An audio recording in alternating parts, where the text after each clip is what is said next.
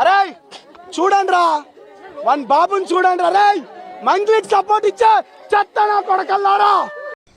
చాలామందికి ఇంకా క్లియర్గా తెలియకపోవచ్చు మన మంగ్లీ మేడం చేసిన స్కామ్ ఏంటి పాపం ఆమె మంచిది కదా అంటున్నారు. నేను కూడా మంచివారే అంటున్నారండి, చెడ్డవారైతే ఏం కాదు. కానీ ఏం చేసిందంటే మన మంగ్లీ మేడం మైక్రో ఫైనాన్స్ పేరిట కొన్ని కోట్ల రూపాయలు వసూలు చేసింది. ఈమెకు ఒక ఫేమ్ ఉంది, బ్రాండ్ ఉంది.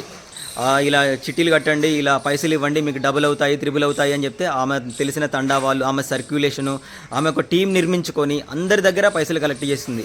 తీరా పైసలన్నీ కలెక్ట్ చేసిన తర్వాత తిండి ఎల్లక అందరి దగ్గర వసూలు చేసుకుంది పైసలు. అంటే ఈమె కాదు, ఎల్లక అంటే వాళ్ళు డబ్బులు ఇచ్చేవాళ్ళు ఒక 10 రూపాయలు వస్తాయి అనే ఆశతోటి ఇంకొక 10 రూపాయలు పెడితే ప్రాఫిట్ వస్తుందని ఆశతోటి డబ్బులు ఇచ్చారు.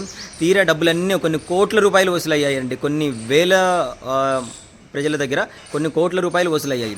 ఈ వసూలైన తర్వాత ఏం చేసిందంటే మంగ్లీ మేడం నాకేం సంబంధం లేదండి, నాకేం సంబంధం లేదు, ఇందులో నేనేం లేను, ఇప్పుడు అంత స్కామ్ జరిగింది, డబ్బులన్నీ లాస్ అయ్యాయి అంటున్నారు. లాస్ ఎలా అవుతాయి మేడం? తీసుకున్న డబ్బులు పాపం వాళ్ళకి తిరిగి ఇచ్చేయండి.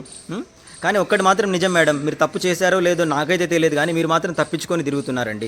ఇది మాత్రం నేను క్లియర్గా చెప్తాను. మీరంటే నాకు చాలా అభిమానం ఉంది మంగ్లీ మేడం. మీ పాటలు చూస్తాను, మీరు ఒక గిరిజన మహిళగా నేను చాలా మీకు సపోర్ట్ కూడా చేస్తానండి. కానీ ఇలా పేదవాళ్ళ దగ్గర డబ్బులు తీసుకొని అవి తిన్నా సరే అవి మనకి ఒంటికి పట్టవు మేడం. మళ్ళీ ఆ డబ్బులు మళ్ళీ హాస్పిటల్కే పెట్టాల్సి వస్తుంది మేడం. నేనేమైనా తప్పుగా మాట్లాడినాను మీకు అనిపిస్తే ప్లీజ్ ఈ వీడియోని కూడా డిలీట్ చేస్తాను.